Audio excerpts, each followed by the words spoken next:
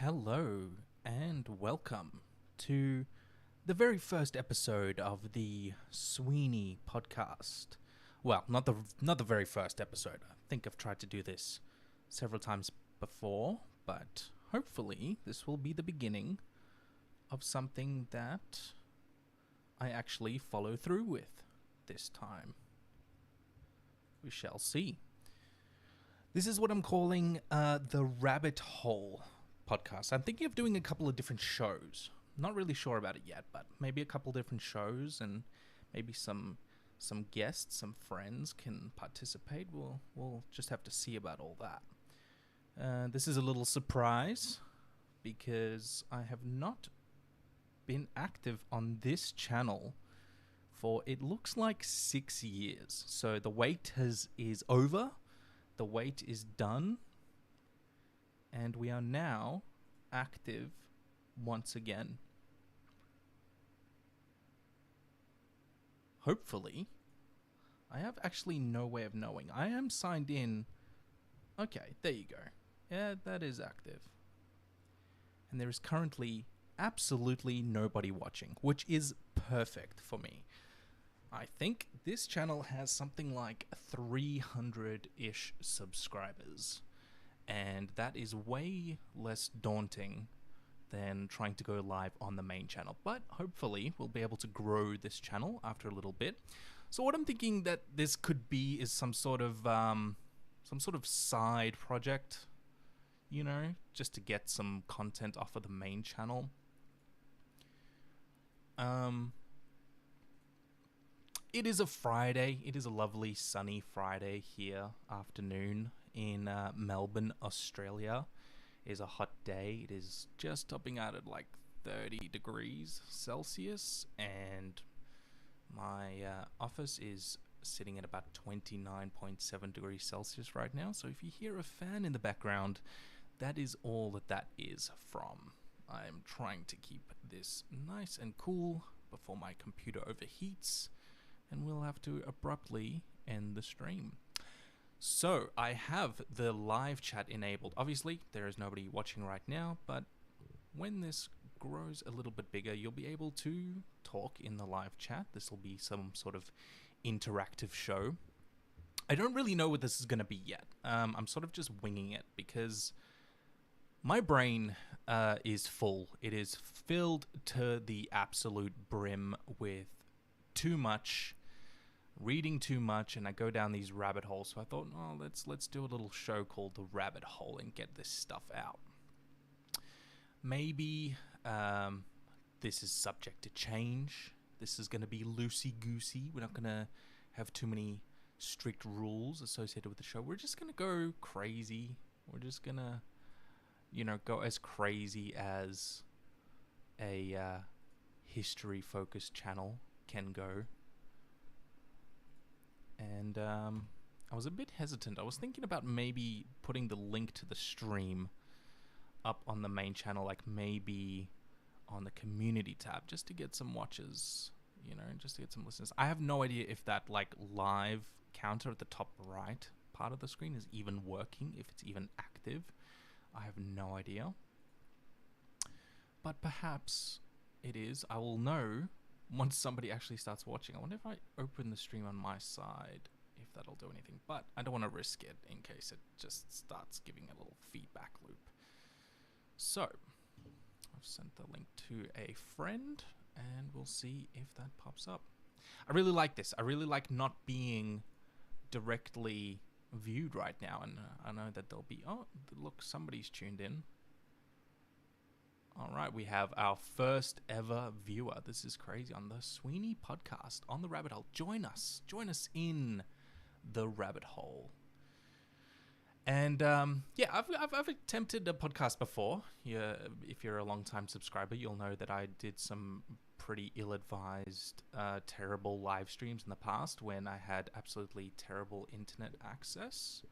So that didn't go down very well, but I need some place to put all my thoughts, I need to have a place to just talk at you, I need a place to just sort of unfiltered talk about things that I'm working on, what's been going on.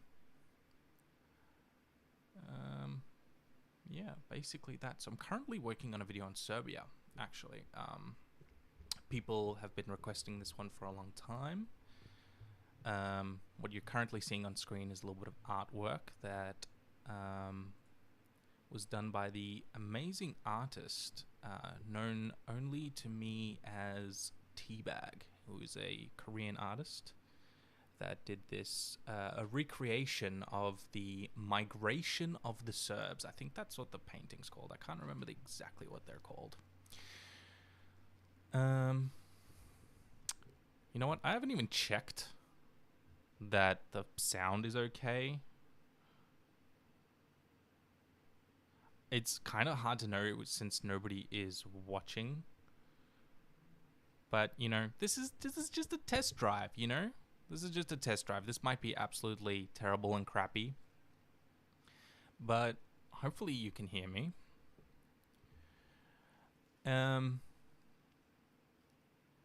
Yeah. It's all looking fine on this end. But if it is terrible, I'll listen back to it and I'll try and chop it up and boost the volume or whatever I need to do. Been working on some other stuff. Been working on some other little side shows. That's a little preview for you. Get yourself excited for that. I've been working on another show that'll probably be hosted on this channel too. With another YouTube friend of mine. And perhaps more in the future. That's exciting. Very exciting. That's how I do hype. Okay. Right, yeah, so, yeah, this background here is the migration of the Serbs. It is a painting that is sort of part of the Serbian Renaissance, and it details a sort of mythologized depiction of this great sort of exodus, the Serbian exodus kind of, which was this crossing of the Danube, which is this river in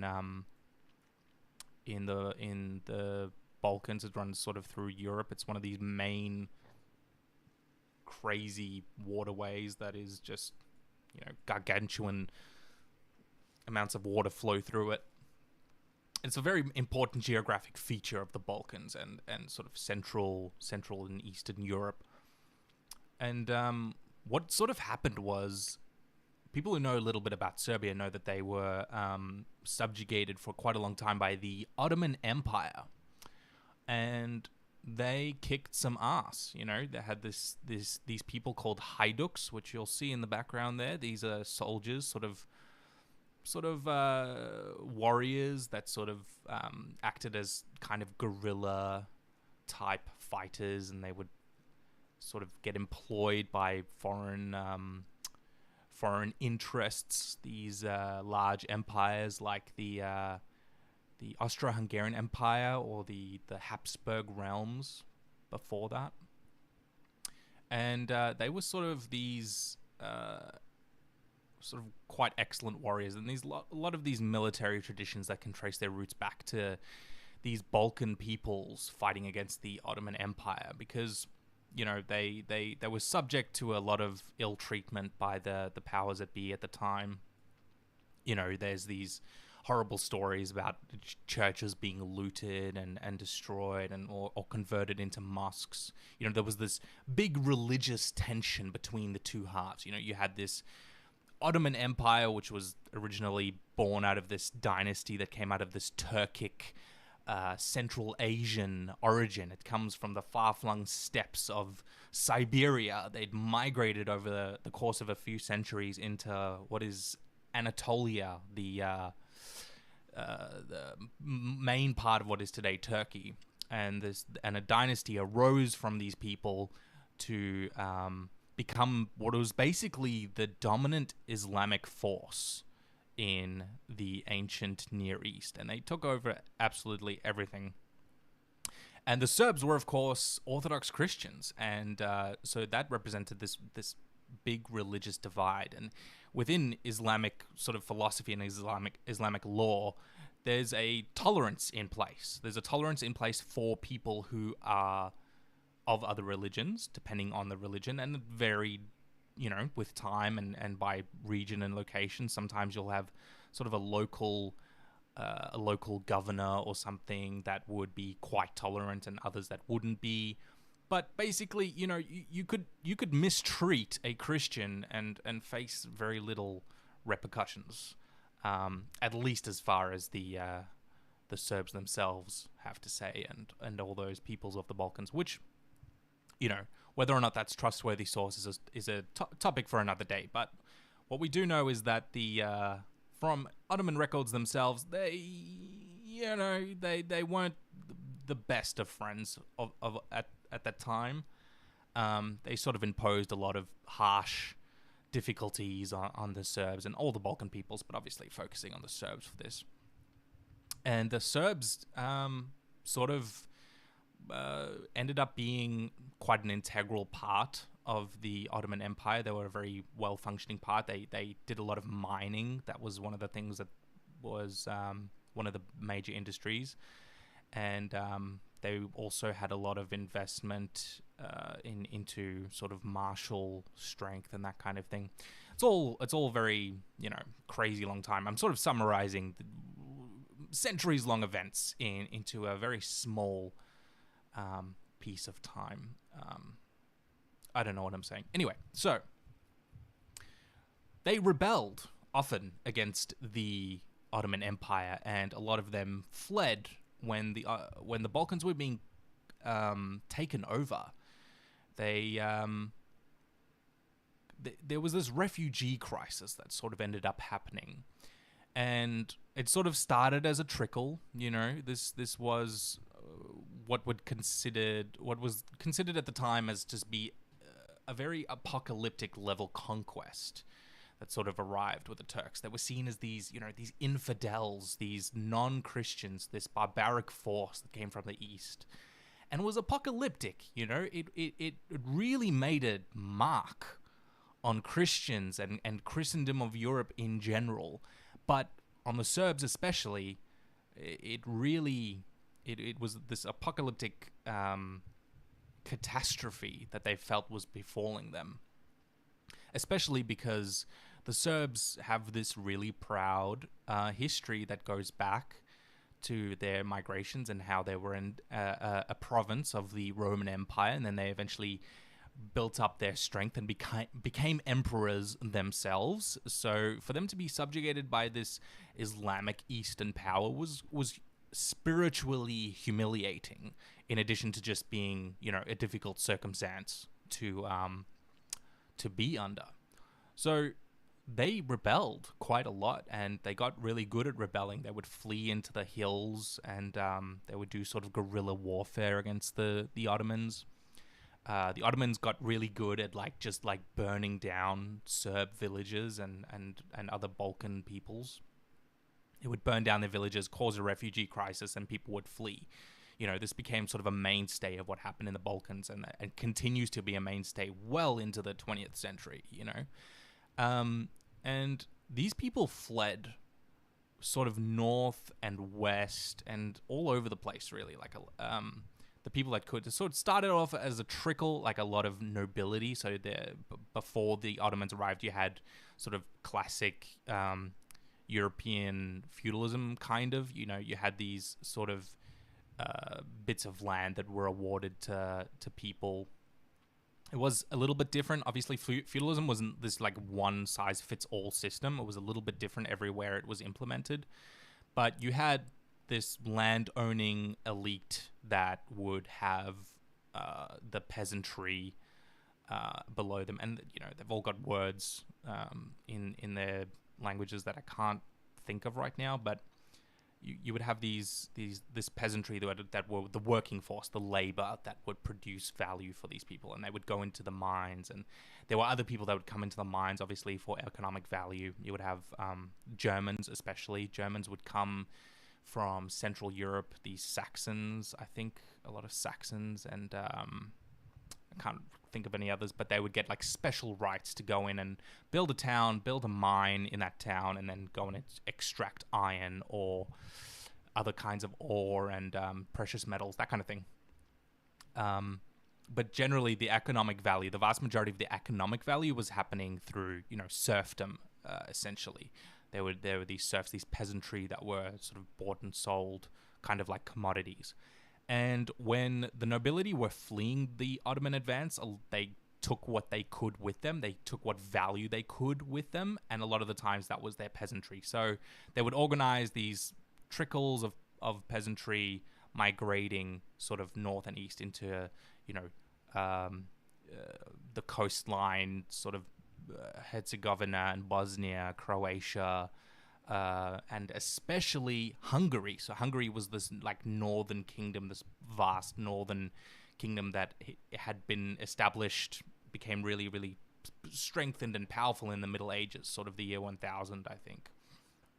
And they were sort of this like big brother kind of thing, but also they warred a lot with the Hungarians originally. It's kind of complicated, but a lot of what we would consider Serbia today was part of the Hungarian crown, So the Hungarian crown had nobility of themselves, and the Serbs sort of formed a branch of nobility within Hungary. So a lot of Hungarian nobles, a lot of Hungarian nobility had like Serbian names and Serbian like toponyms, like a place name, like where they were associated, what their estate was, and that kind of thing. So, and even to this day, I'm pretty sure that like a lot of Hungarians have like Serbian or Slavicized last names, that kind of thing.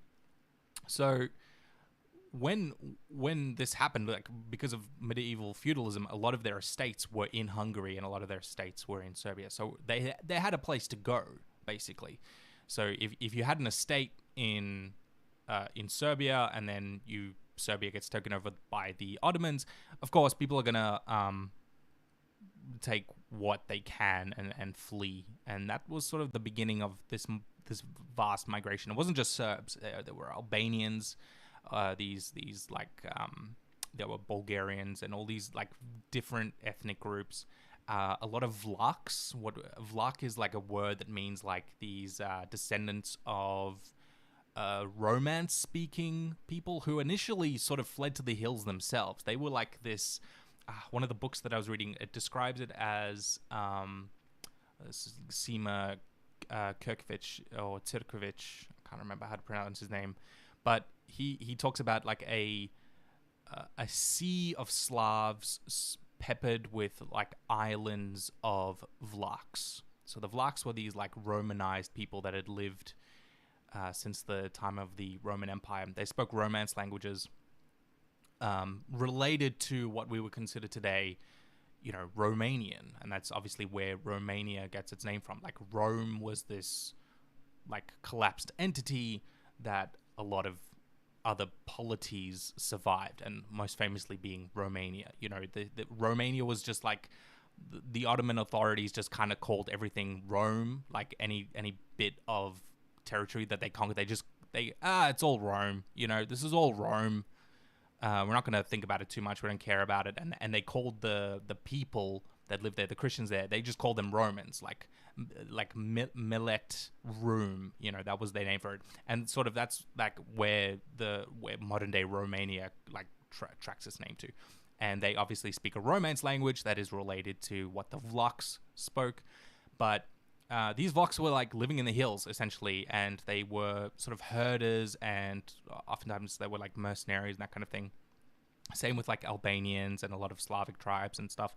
They had this sort of reciprocal relationship, but this like torrent of refugees started happening. They started pushing north and west and sort of towards the central, towards Central Europe, to safety, or just to protect their economic interests or whatever.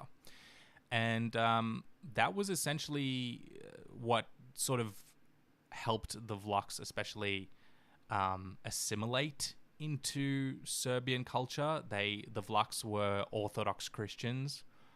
There was this big split between the churches. I'm going on a lot of tangents here. I don't know how much detail to give. So the Vlachs were Orthodox Christians. That's the important part. And the Serbs were Orthodox Christians, and because they were like fleeing from their Orthodox homeland, and they were being transported to these sort of Catholic heartlands where sort of modern day Croatia, Dalmatia, Venice, Germany, and Austria and Hungary, that sort of area, those were very much Catholic heartlands. So as they moved north, they sort of tended to stick together in terms of their religious needs. It was considered not great to participate in the alternative church's liturgy. Showing up to a Catholic church service, it's the sacrilege. It's this great sin, and that meant a lot to people. So these Orthodox communities that, like, I say communities, like these essentially like peasantry, and traders and that sort of thing, they sort of fled north and then formed these communities and like isolated them, not isolated, but like coalesced into a more cohesive Orthodox identity that was dominated by Serbdom. So there were a lot of Serbs. Ethnic identities don't really exist back at this time the same way we think about them today. Obviously, the word Serb and the identity of being a Serb was still a thing, but it wasn't quite thought of in the same way we think about it. And they'd migrated and they'd sort of settled in these parts of the empire, parts of the Balkans that to get away from the Ottomans. Now, this was a fool's errand because these parts of the Balkans would end up getting conquered themselves. The Ottomans famously made it all the way up, like past Hungary, past Budapest, all the way to Vienna. They conquered a lot of territory and they held onto it for a long time, and it was just filled to the brim with all these Slavs, all these Serbs that had sort of coalesced and started to feel an identity and started to think about, we're all Serbs, and a lot of them were Vlachs and they became Serbicized. So a lot of Serbs now, especially in like Bosnia, Croatia, that kind of area, a lot of them have like Vlach or Romance names or origins. You sort of form this like new ethnic identity, but they sort of flee, and that is what is called the migration of the Serbs. And the thing is, all of these people, they sort of arrive. It's a major disruption, right? It's a major disruption to the economics of Central Europe. This is a flood of refugees, and they weren't the only ones. Like I said before, there was tons of people just like fleeing this Ottoman advance and war and bloodshed and horrible, terrible things that would, like fiction has no idea. Like fiction couldn't even tell you half of it, So they flee into the Central European area, and it's like, what do you do with them? What's going to happen?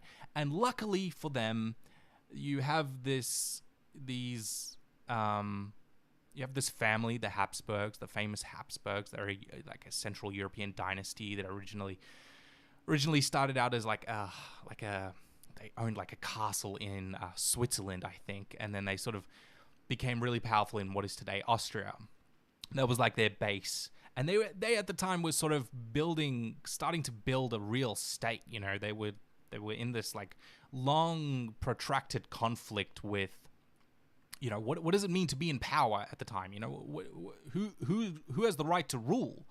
Who has the right to be in charge of things? The Middle Ages was an incredibly disruptive time to be alive, because you had this problem about this collapse of this Roman authority, which was seen as this like universal overarching authority that collapsed in the sort of late 400s or whenever it was. And you had what were essentially these like mercenaries carving out pieces, not mercenaries, but like, mercenaries and like legitimized mercenaries and that kind of thing, sort of carving out bits of Europe and making these new polities. And some survived and some didn't. Some became kingdoms and princedoms and that kind of thing. And they'd all been like jostling for power and influence for a long time. You had the Catholic Church was sort of solidifying around this time. And right around the time of the Ottoman conquests, the church and the central sort of like political strength within the central part of Europe was this thing called the Holy Roman Empire.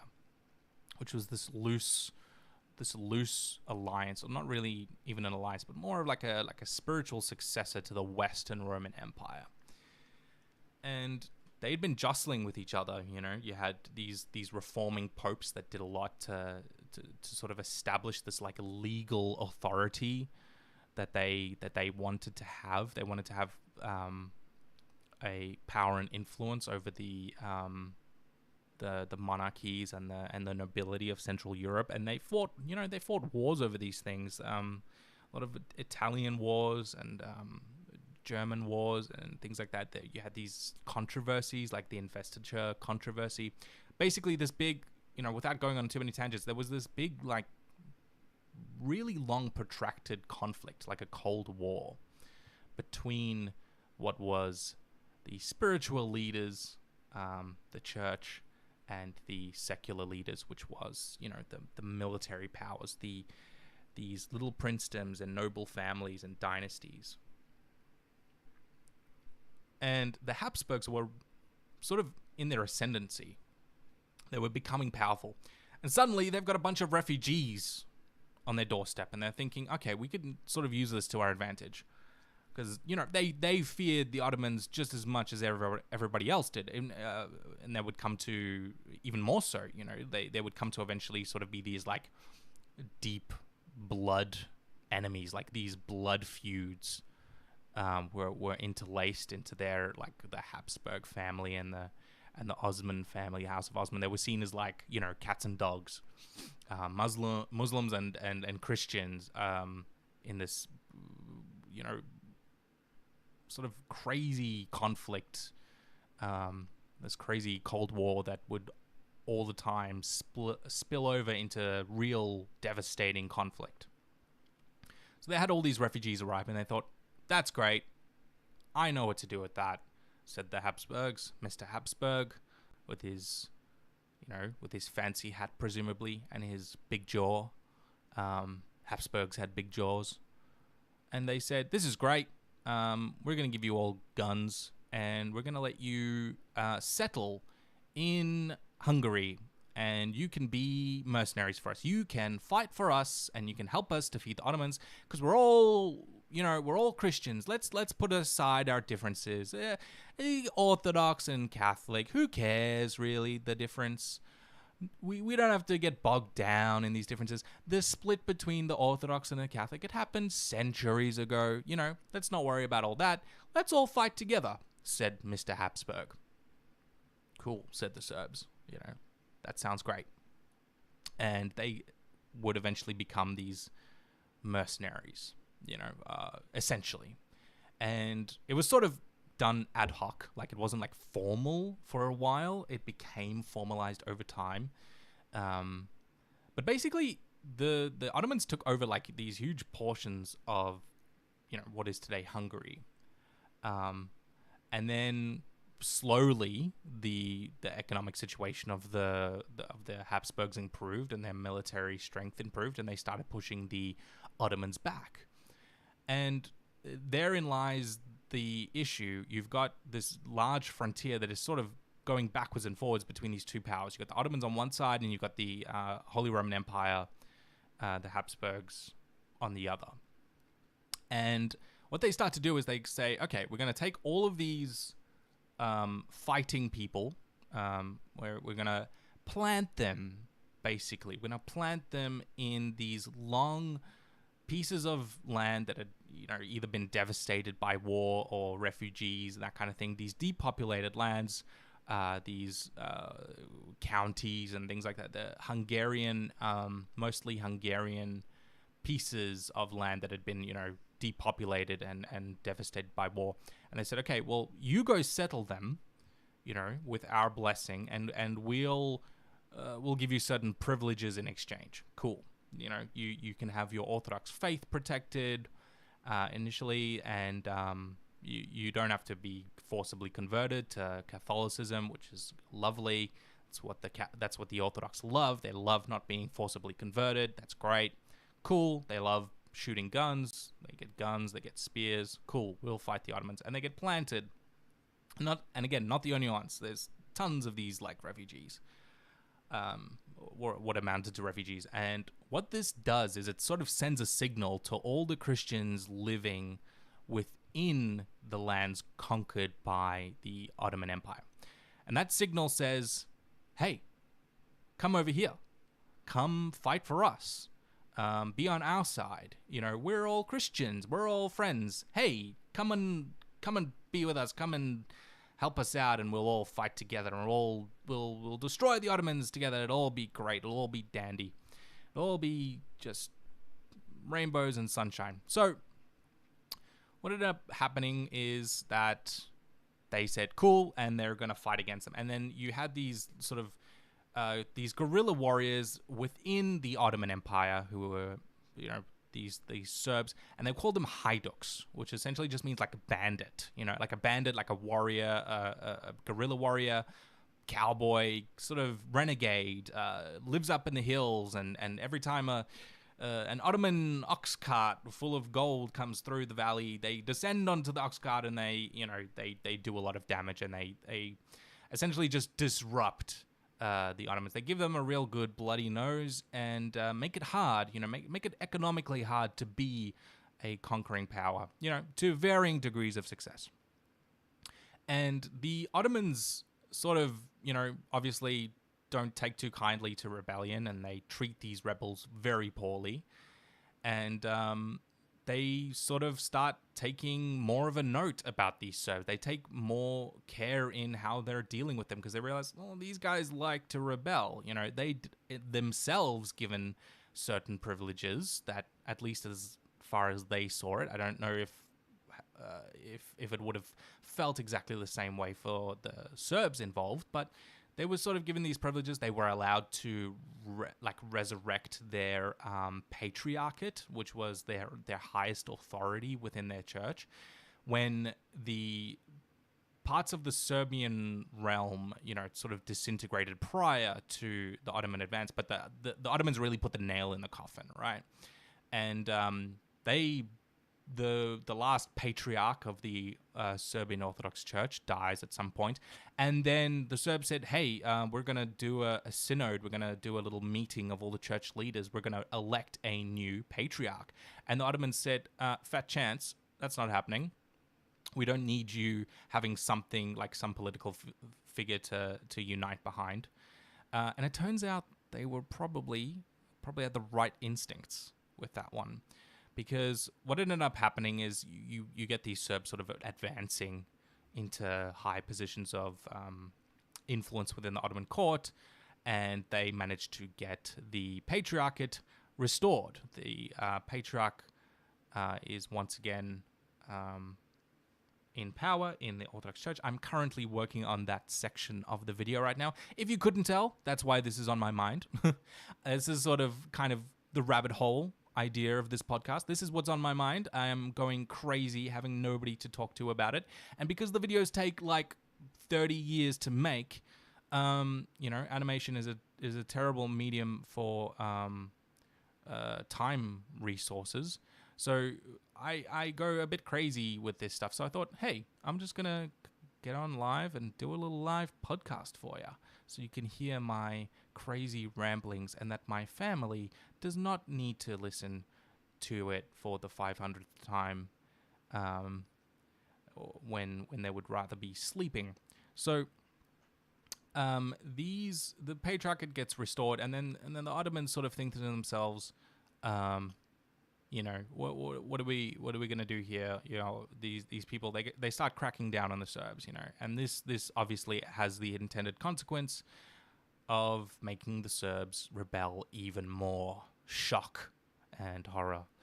And a lot of them start, you know, in trickles migrating towards Hungary. Like a lot of this is tied up into a lot of like prestigious military things. Like I'm not a military historian at all. I don't care about military history, but a lot of like military traditions trace their roots back to this time. You know, most famously the Hussars, which was this like sort of started out as this like light cavalry sort of on the open steppes, those big open flatlands of Hungary. So it's possible that they trace their roots to some of these Haiduks. So along the border of the mighty Danube, you would have these Haiduks essentially that sort of became formalized and became these hussars. And then obviously hussars as a tradition itself spreads like crazy into these parts of Europe because they were sort of well trained and quite effective against the enemy and whoever it tends to be. And they were initially, I think they were sort of initially like this light cavalry sort of thing, and then they sort of became various different kinds of cavalry. So they did heavy cavalry, the famous winged hussars, that kind of thing. You know, it's impossible to really tell where this stuff originates, but it's sort of probably coalesced around this time. Probably, who knows? Don't care. Not a military guy. Anyway, so these Haiduks, they get really good at what they do. They get really good at rebelling, and slowly the Hapsburgs start moving south. They start pushing that frontier ever more southward, and they start doing incursions into Ottoman territory. They start, basically gaining the upper hand, at least, temporarily, in as much as you can when you have these major wars between these two massive superpowers. What they're essentially doing is fighting over little pockets of land at any given time. They don't really have the capacity for one or the other to completely destroy each other. They could really only sort of piecemeal take little bits and pieces over time, which is really tragic because that's sort of the kind of warfare that dominated a lot of this time period. And war is bad. Anyway, so as they moved south, all of these Orthodox communities within the Balkans, within the Ottoman Empire, say, great, this is awesome. We're about to be liberated by a Christian power. Isn't that awesome? Let's rebel. And they all rebel in several different locations across the Balkans. The Serbs are the topic of this one, obviously. They rebel, and they do pretty well, but then eventually, the Ottomans and the Habsburgs come to this peace agreement, and very little changes, really.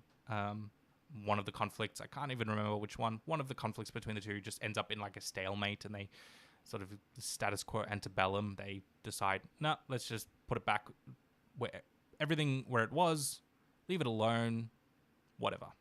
Day saved. The Serbs are like, what the hell, man, Mr. Hapsburg? What the hell? I thought you were coming to liberate us. And they said, oh, yeah, no, we are. Why don't you just come on over here and we'll be together, and it'll all be rainbows and sunshine. Don't worry, we'll help you liberate Serbia. But, for now, just come on over here. So, of course, one of these Ottoman appointed patriarchs of the Serbian church, he's the closest thing they have to like a unified force. He's the closest thing that the Serbs really have to like a political leader. He says, I'm getting out of here. Anybody who wants to come with me can come with me. Cool. And they hightail it across the Danube. They get out of Serbia. They get out of Dodge, and they migrate north. And I don't remember exactly where they end up going. I think they sort of end up hopping around the place and eventually make their headquarters in a part of what was formerly Hungary. It's called Karlovci. I can't remember where it is. I think Karlov is just the rendering of one of the Habsburg emperors. Can't remember something. Somebody can correct me in the comments. I don't know. But they sort of end up setting up shop in Hungary. They get this sort of representation eventually in like Budapest, and Vienna. They get these delegates that they get sort of sent off to be their diplomatic recognition. They call them deputies, I think. They get represented in the Vienna court and the court of Budapest, and they can sort of take their privileges, these privileges that were granted to them originally by the Mr. Hapsburg. I can't remember exactly which one it is, but they say, here, you can have these privileges and you can have a little town to yourself and you can come and be part of us. So that is essentially, this is a very small piece of the story, obviously. It'll all be covered in the main video. But this migration of the Serbs, this is a depiction of that. I think in the center of that image there is the patriarch himself. I think his name was Arsenia II. And this isn't even the only great migration. Who knows if this event actually took place? We don't know for sure.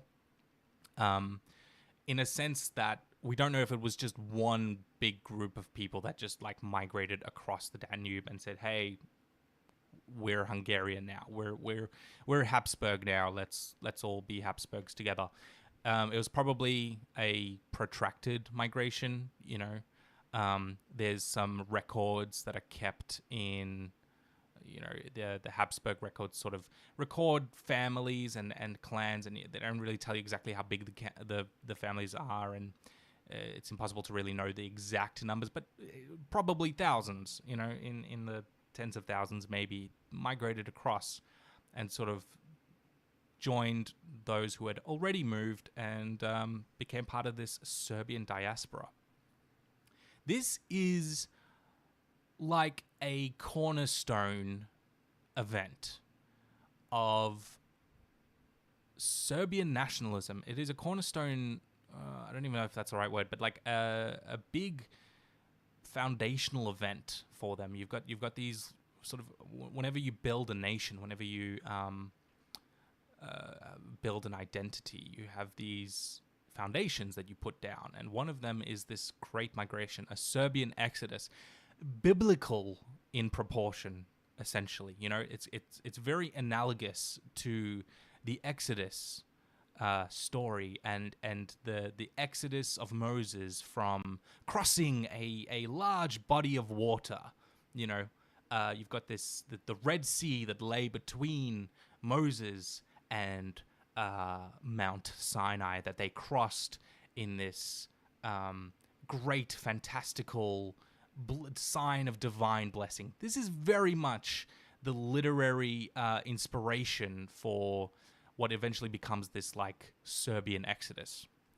It was very, very, very important to the Serbs. It became this thing that they constantly talked about, and the way these myths happen, the way these myths form, is part reality, part fiction.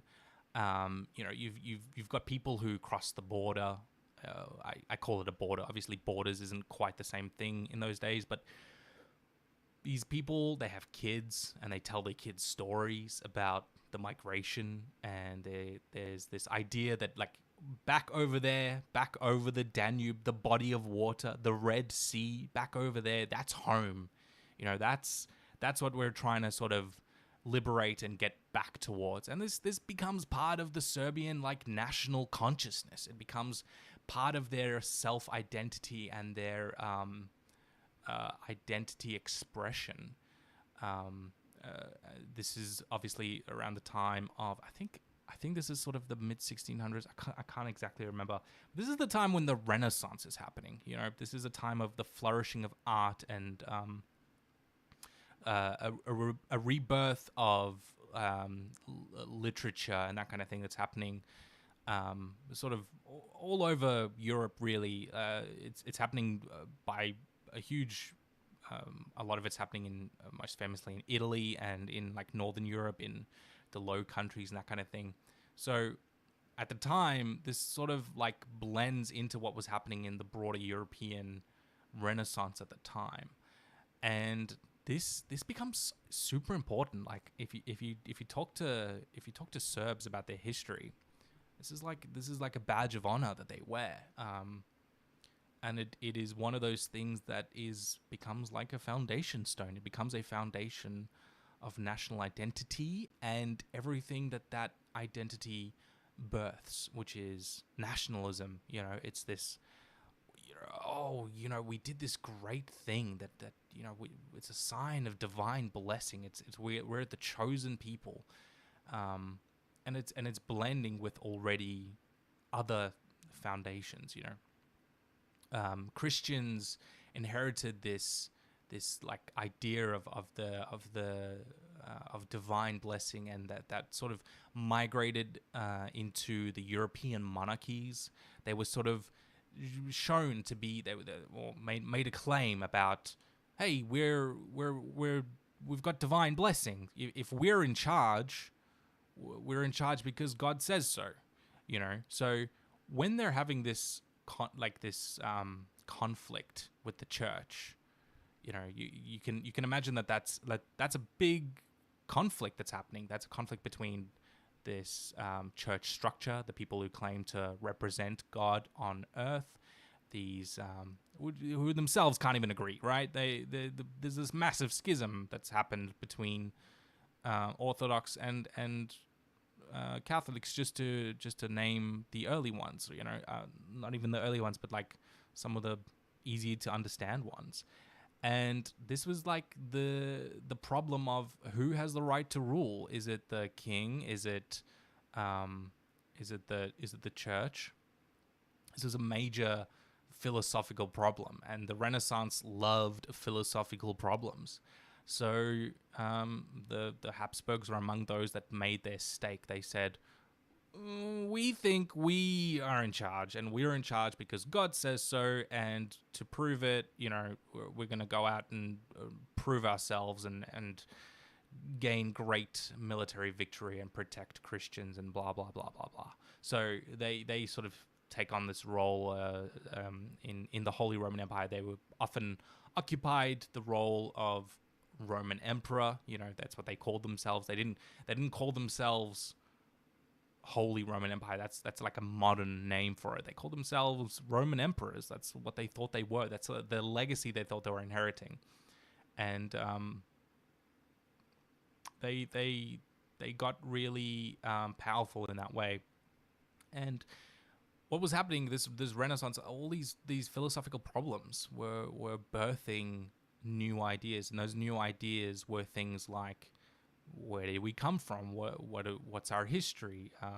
Do we have the right to rule? That kind of thing. The Serbs heard all of that. They were part of that. They got themselves integrated into a rapidly changing world. This is the Renaissance was a rapidly changing time in European history. You've got this explosion in art and culture and all that good fun stuff. So they start writing their own things down. They start piecing together what remains they have of their oral tradition and their record keeping. The medieval Serbian state kept a lot of records. Not a lot of it survives, but a lot of it does, and a lot of it is lost, and we have just like references to it. These sort of collections. Some monk will decide, I'm gonna go travel to all these monasteries, and I'm gonna go to this one, then this one, then this one, and gather everything I can, and copy it down before it disintegrates, or bring it over, and that kind of thing. So they try to piece together their history. We don't have the same thing as they didn't have the same thing that we have today, where you just sort of you grow up in a world with universal education. You go to school, you learn things, you learn about where you're from, what happened. The British took over Australia, and Australia became a republic. They don't have that same thing. They sort of rely more on these more nebulous ideas, these folk songs, these poetry, these music, that kind of thing, word of mouth, oral tradition. The very elite have access to written records and that kind of thing, but it's only the top brass that really have access to this stuff, because they're only the top brass are literate to begin with. So this idea of like an identity that is forming around this time, it's really in its infancy, but they have this consciousness of like some cool thing we had down there below the Danube, down there. we Christians, we had a big empire. It was something really cool. Great. We want that back. Let's tell stories about it. Let's reminisce and create these stories. And the migration of the Serbs is one of them. It's this mythologized migration of vast majority, sort of vast quantities of people that sort of made their way north and settled in what was then the Hapsburg Empire. And it's quite fascinating. I've over the course of my life, I've become very interested in these myths and how important they are. We live in the age of the nation state, which means one people, one place, that kind of thing. It's this sort of hard to define, but this political, sociological structure that has sort of governed us for a long time now, like a few centuries, and we're wrestling with the same problems that they were wrestling with. We're wrestling with the idea, what is legitimacy to rule? Who deserves to rule and why? And a lot of it becomes the dominant force that wins out in these arguments is nationalism. It is, we are all united because of X, Y, and Z, and therefore we must have a state, and therefore it must be on this specific southern piece of the Danube where all our rich cultural heritage comes from. It is this where all our beautiful monasteries that were built by our emperors are, and that becomes like this ingrained thing. And nationalism is that strong, extremely strong, powerful force that has resulted in the creation of pretty much the majority of the world's countries today. I don't know. I'm not a sociological expert, so don't quote me. But there's it's really fascinating to see this stuff and to really reckon with the origin of these myths. It's a lot of fun. I've been enjoying learning about it, reading some great history books. There's my dog in the background. You can probably hear having a dream. It is really hot in this room. Next time, I must pick a day that is a little bit cooler. So, about this show, that's what it's going to be. It's going to be me rambling like that, like an idiot for however long. This channel is a small side channel, obviously, like I said before. It's not been active for a very long time. This is where it's going to be active, hopefully, from now on. And I'm just going to try and do this somewhat regularly. It's going to be a rabbit hole. We're just going to go down a rabbit hole. I'm going to go crazy talking about things that have been on my mind, like the the great migration of the Serbs. I've got some other stuff here. That is the background of the channel, and then I've got this. This is awesome. So this is also done by an artist named Ravignon. She is a YouTuber and she's got her own channel. I've got it listed there, and this is something that predates the Serbian migration by quite a lot. This is the Serbian dynasty of sacred roots. It is like a root that is implanted in the ground that supports a great tree, a great family tree, if you will.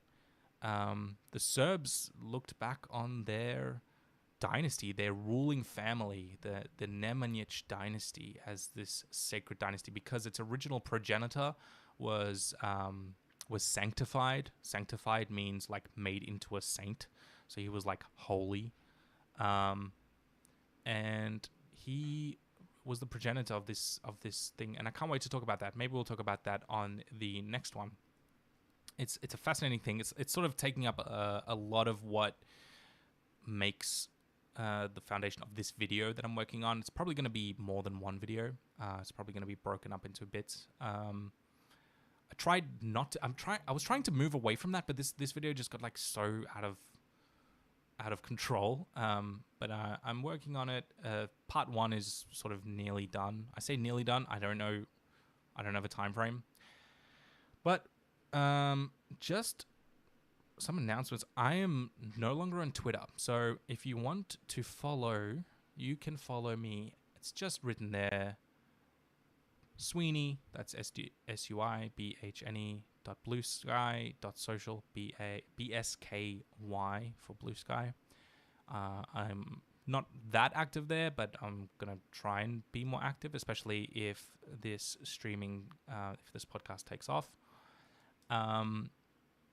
Twitter is kind of a dumpster fire, so I'm excising myself from Twitter. It is just a terrible place, isn't it? So, trying Blue Sky out. You can follow me there. And if you want to support the channel, you can do it at Patreon. I've got that up on screen as well. Now, you can also super chat this channel, but it's not active yet. I need 500 subscribers on this channel, which probably won't happen for a while until I sort of announce this podcast. I'm going to probably put up a couple of episodes of this podcast, and then I'm going to make an announcement on the main channel to say, hey, come on over here, come and listen to me rant. If you don't want to wait a year or more between videos, if you need content, if you need that sweet Suibhne content, you can come over here, come and check it out. Yes, hopefully by the time we get 500 subscribers, and probably, who knows, we'll get some more live viewers. You can do a little super chat. And yes, the VOD will remain up for anybody to watch whenever they like. I live in the worst time zone. I live in the arse end of nowhere of the world. We are awake when everybody else is asleep. Europe is asleep. America is asleep. Africa, part of Asia is awake, but not the best for my demographics. Who cares? You watch it when you wake up. Have fun with that. What else do I need to talk about? Support on, if you want to support, go to Patreon. You can also support with memberships. I would recommend just going to the main channel to do a membership there, because it's probably not active on this channel. In fact, I know it's not active on this channel yet. If you're watching this in the far-flung future when I'm the #1 podcast in the world, then it probably is active, the memberships. So just do that there, do that here. Might do some bonus episodes of this for patrons. We'll see what the audience wants, if they like it. This will probably go up on Patreon. If you support there, thank you so much. You don't know how much it means to me, how much effort these videos take to make. It is horrendously difficult, and I don't have time to do anything else. I barely have time to put stuff up on Patreon, but I'm hoping that this is something I don't have to edit. I don't have to worry about too much. I can just pop it up there for you guys, and then I'll do some extra ones, and then I can just regurgitate a bunch of stuff to you that is either too complicated for the main channel, or if you just need something to fall asleep to, because I am horrifically boring. I love stuff like this. I love listening to other creators do their little side podcasts where they just talk at you for a while. I think it could be good. All right. Hope you like it. Leave a like. Do all that stuff, like thumbs up, subscribe. Currently, I'm just talking to one person. But if you're watching this in the future, I think that's it. All right. Keep on the lookout. I'm going to be a bit more active on this. Just when I'm sort of having my downtime. I don't really have a sign off for this, but I do have another show that is also going to be on this channel probably very soon, with a very special guest, a very lovely individual who gets annoyed at me because I interrupt him when he is trying to talk.